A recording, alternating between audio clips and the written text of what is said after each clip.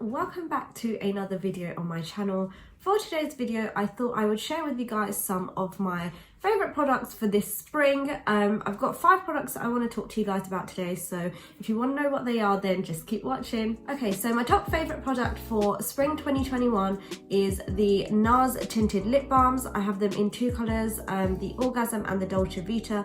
So they're basically like a really hydrating lip balm but with a tint of colour, which I feel like is perfect for underneath a mask. Obviously we're still wearing masks at the minute, so can't really put on proper makeup underneath without it transferring or moving around. So I've been wearing a lot of lip balms recently just because I know it won't transfer and it does keep my lips hydrated underneath. So I'll show you the 2 colours that I've got. This one is the Dolce Vita and this one is the Orgasm. So I would usually go in with a neutral coloured lip liner and then just put one of these over the top depending on how strong I want the colour to be, and then I am good to go. I take it in my bag with me in case I want to top up, but most of the time I feel like it lasts the whole day, even underneath my mask. So this one I would say is probably my #1 product for this spring. Oh, what I will do for you guys as well, I will add the prices here or here somewhere for you guys, so that you're aware of how much each of these items cost. So the lip balms are 23 each. Moving on to the next product, I have been loving this Garnier Moisture Bomb. Oh, let me show you guys. Garnier Moisture Bomb Moisturizer. So I don't know if you guys know that Garnier do the Moisture Bomb face mask, like a sheet mask, and I love using those. And then I recently came across a moisturizer version of this in Savers. I've never actually seen this in Boots or Superdrug. I just randomly came across it one day in Savers and I thought I'd try it out, and it literally feels like the sheet mask but in a moisturizer form. Like, it still feels really hydrating. It almost feels like water when you put it on your skin, and it is a gel cream, so it's really lightweight. I'm not really a fan of them super thick, heavy feeling, oily, greasy type moisturizers. I like a really lightweight moisturizer for every day and night. And yeah, this one is just my absolute fave.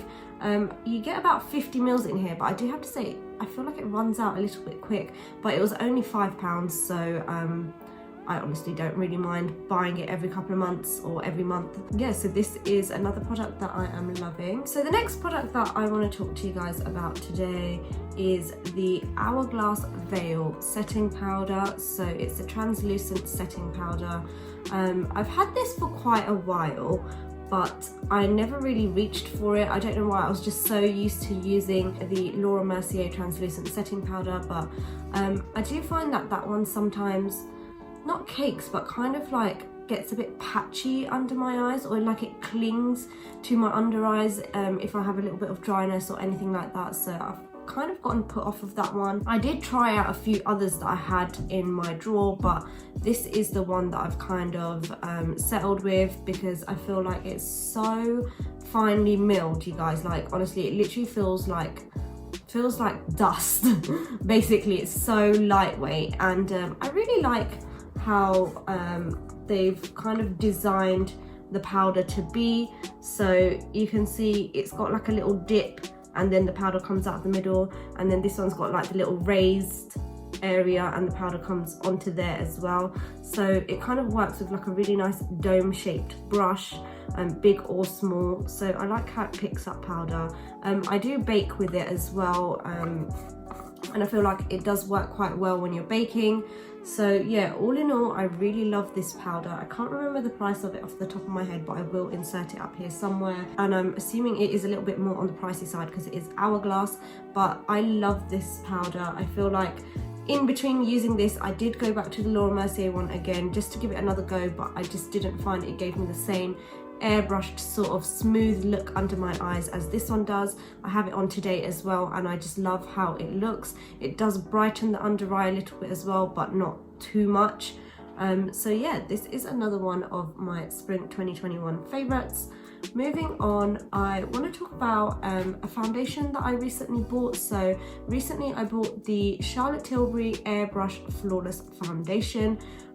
So I have never actually used any Charlotte Tilbury products before, up until like a few weeks ago. I don't know why. I think maybe because there was such a hype around all of the Charlotte Tilbury products. They're so hyped up. I'm not really the type of person to jump on the bandwagon for the hype of something, especially if I've got other stuff that I am happy with. I won't just go out and buy something just for the sake of it, just because everybody's raving about it. So I've never really explored or even looked at or tried any of the Charlotte Tilbury products, despite everyone using it all the time and raving and blah blah blah. But recently I thought, why not have a look at their products? So I got this in House of Fraser. They were doing 50% off beauty recently, and I thought this is the perfect time for me to try Charlotte Tilbury, because I don't really want to spend full price on a brand new foundation that I'm not too sure about. So that is why I bought this foundation. It was £34. I got it for £17.50. And it is a full coverage matte foundation, and I really love this, you guys. I don't know, now that I've tried this foundation, I'm like, why have I not tried Charlotte Tilbury products sooner? This foundation in particular is so nice. It literally glides on like a dream. It spreads out really, like a little bit goes a long way. It spreads out quite far.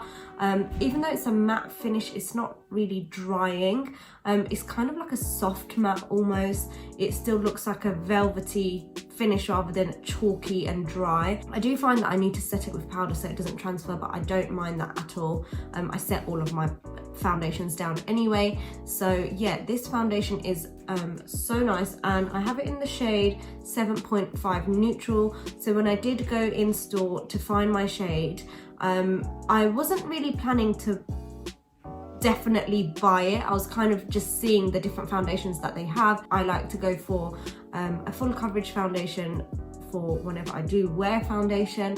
So I thought, why not look into this one? And when the artist color matched me, this was literally my exact perfect shade. So before this foundation, I was using a bunch of different foundations, but I had to mix my shades just to get the right color, or I would have the right color but it would be a slightly off undertone, and I would have to fix it up just to make it work. So when I found that this was my exact shade, like literally from here all the way down to here, it literally blended like a dream. It was perfect. I was like, I have to go for this. So yeah, my shade is 7.5 neutral. I have worn this a few times now and I really like how it looks. It definitely is airbrush flawless. Literally, it is what it says it is. I will insert a clip here for you guys somewhere so you can see what it looks like when I have it on, because I just loved how it looked. It kind of hid any of my skin texture. It diffused that completely, and yeah, it just looked so good. So this is my current go-to foundation for as and when I do wear foundation, when I don't really have to wear a mask all day.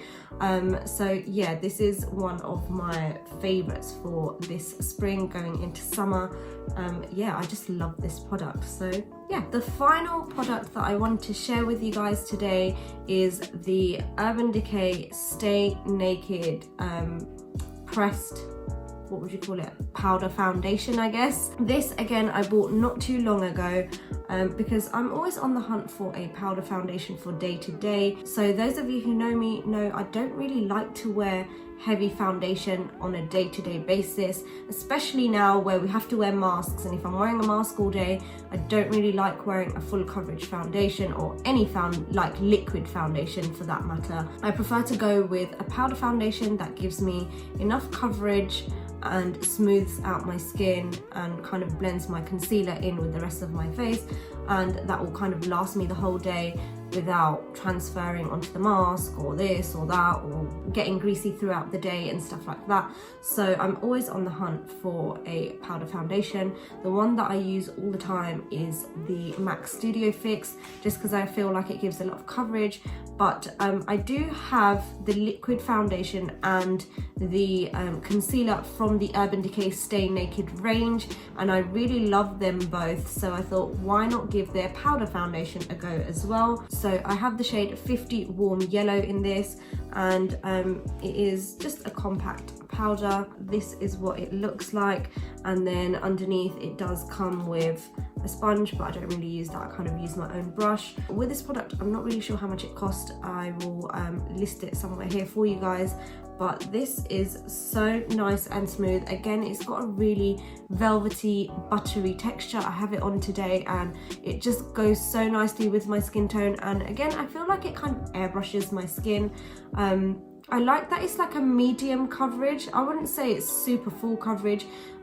Just looking in the mirror, I can still see a few of my like marks and things, but I personally like that. For every day, I like something that's a medium coverage where my skin still looks like skin, but just a little bit better.